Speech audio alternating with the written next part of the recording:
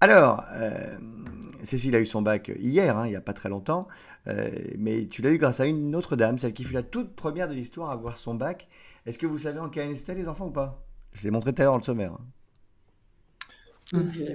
Personne n'a lu. C'était en 1861. C'est une histoire incroyable, comme toujours, Ah, magnifiquement contée par Isa et José, et une sacrée victoire. Vous allez comprendre. Qu'est-ce que tu fais, José, avec cette boule dans les mains?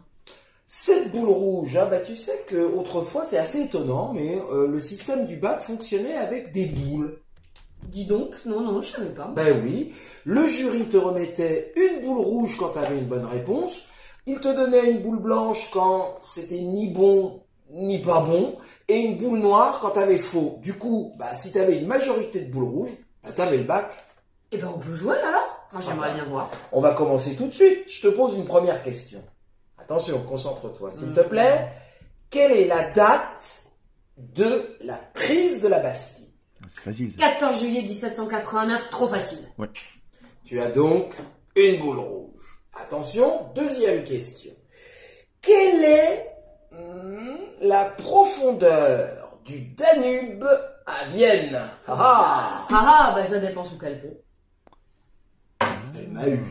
Effectivement, c'est pas bon, mais c'est pas faux. Je m'abstiens. Boule blanche.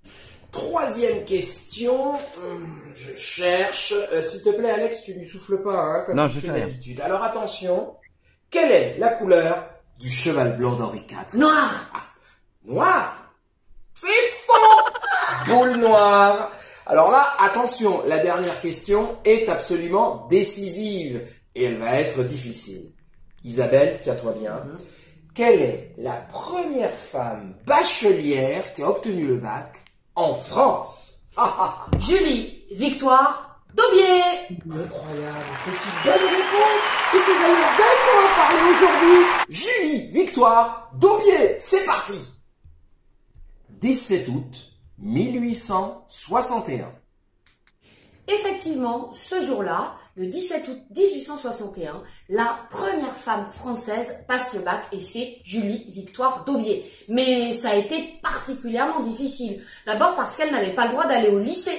Parce que les lycées qui avaient été créés au début du 19e siècle par Napoléon étaient tout simplement interdits aux femmes. Eh ben oui, et c'est bien pour ça que Julie Victoire, elle a passé son bac à 37 ans, c'est-à-dire quand même assez tard. Elle a dû batailler, lutter, demander, essayer, tenter avant qu'on l'autorise. Et finalement, elle réussit le bac un petit peu comme Isabelle avec ce système de boules rouges en majorité. Et elle est bachelière. Mais elle n'a pas eu son diplôme en main immédiatement, Isabelle. Et non, là aussi, il a fallu lutter, puisque pendant presque un an, le ministre de l'Instruction publique de l'époque, on est sous le Second Empire, refuse d'apposer sa signature parce qu'il est contre cette femme bachelière. Oui, mais il va quand même être obligé, sous la pression du gouvernement. Tu l'as dit, c'est le Second Empire, Napoléon III est à la tête de la France, et l'impératrice Eugénie, son épouse, va faire pression pour que le ministre signe le diplôme de Julie Victoire. Et ça y est, l'essentiel est fait, on a la première bachelière en France. Une nouvelle fois, la portée historique de cet événement est incroyable. Julie Victoire Daubier est véritablement une pionnière dans la conquête de l'égalité entre les filles et les garçons en matière d'éducation. Mais la route est encore assez longue. En 1919 seulement, les filles sont autorisées enfin à pouvoir passer le bac. Mais c'est un examen bien différent entre l'examen des garçons et l'examen des filles. Ce n'est qu'en 1924 que l'examen du baccalauréat est le même pour les filles et les garçons. Ce que tu soulèves là, Isabelle, en fait, c'est le problème de la mixité. Et finalement, c'est vrai que pendant très longtemps encore, les lycées, il va y avoir les lycées de garçons et les lycées de filles. Et ce n'est qu'à partir de la fin des années 50 que quelques établissements vont servir un petit peu de laboratoire au cours des années 60. Et c'est en 1971, donc il n'y a pas si longtemps finalement, que les établissements, les lycées deviennent mixtes en France. Isabelle, aujourd'hui, finalement, on en est où au niveau des chiffres? Alors, au niveau des chiffres de candidature, on est à égalité. 50% de filles, 50% de garçons. Et ça, c'est bien. Et au niveau des résultats? Au niveau des résultats, vous allez le voir, c'est surprenant.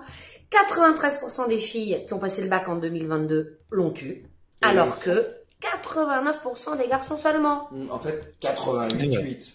Oui, exactement, et ça nous montre bien que finalement, les filles au bac, elles réussissent mieux que les garçons.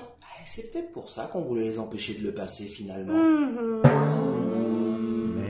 Mais non. En tout cas, merci les amis.